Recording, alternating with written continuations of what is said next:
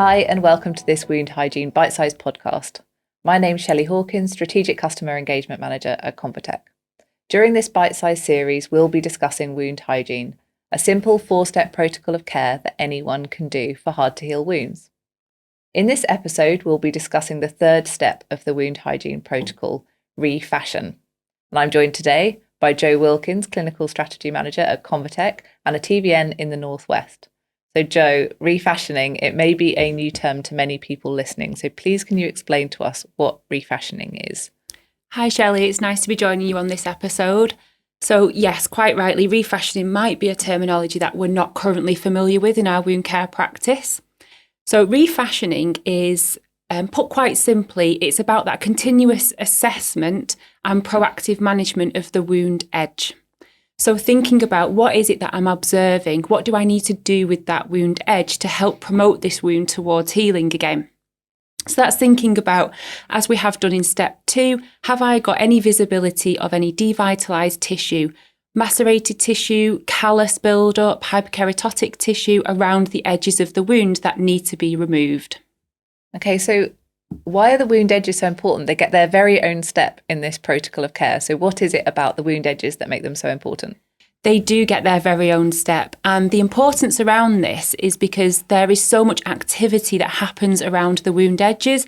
Often in our understanding of wound healing and our education around wound healing, we very much concentrate on the wound bed. But the wound edges, like as I say, have a lot of activity. This is where new cells grow from. This is where we see epithelialization take place and closure and contraction towards closure of the wound. But equally, it's also where other activity happens. So if we think about our topic of biofilm, this is where biofilm is most active as well. And what it's doing at the wound edges is suppressing or preventing new healthy cells from being able to proliferate and grow. Again, preventing the closure of a wound. So concentrating on the wound edges just as much as we do the wound bed is really, really important step as part of the wound hygiene protocol. Okay, great. Noted. Wound edges, very, very important for wound healing. So what tools are we using for this refashioning step? Just as we have done with steps 1 and 2, we need to think about our assessment of the wound bed or the wound itself, including the wound edges. We need to think about our clinical skill set and the tools we've got available to us on our formulary within our local area. And we also have to consider the patient tolerance as well to the procedures that the therapy that we want to deliver. So taking all of that into account, we can perform refashioning in lots of different ways. Put quite simply, I would say refashioning is the cleansing and debriding of the wound edges. So thinking, what tools do we have available if it was a minimal amount of refashioning that needed to take place at the wound edge? We could simply perform it by using our non-woven sterile gauze in our dressing packs and a cleansing solution. And by using that firm approach of clean it like you mean it, we can apply that to the wound edges. If we have a bigger build-up of the macerated tissue, callus, our hyperkeratotic tissue, we might need to move more towards mechanical debridement tools or sharp debridement tools. Again, thinking about what is my clinical skill set?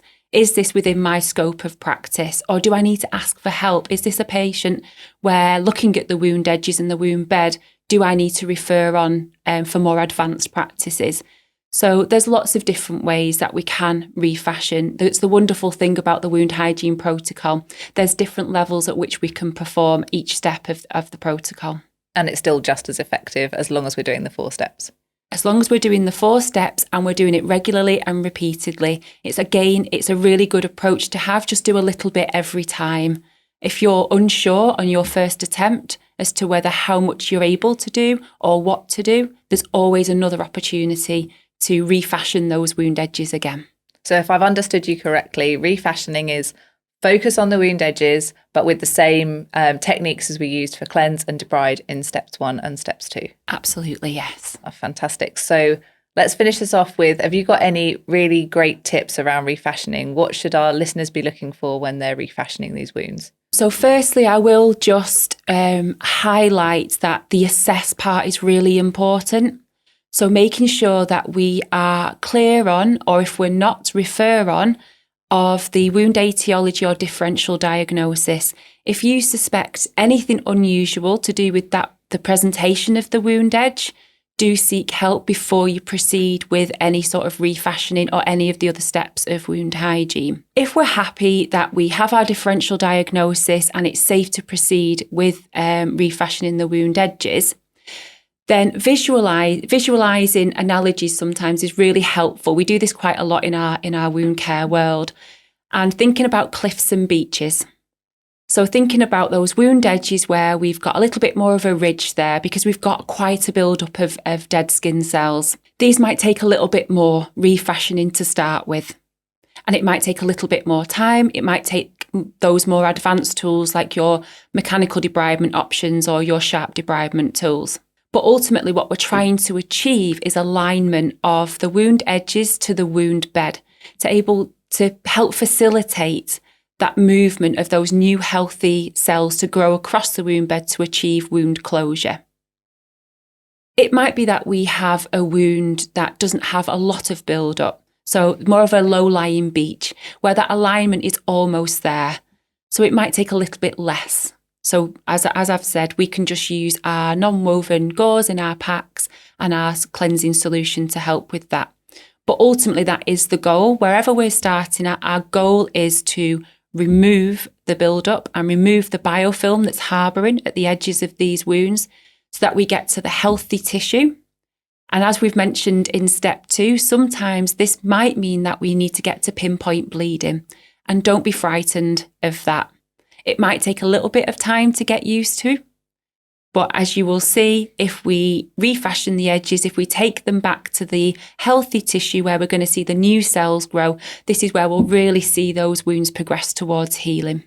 Fantastic. So cliffs are bad and beaches are good. We want those low-lying beaches. We do, yeah. Fantastic. So thank you so much, Jo, for joining us today on the episode about refashioning. Hopefully everybody's clear now on the term itself. In our next episode, we'll be looking at the final step of the wound hygiene protocol, which is dress. So we'll see you for the next episode.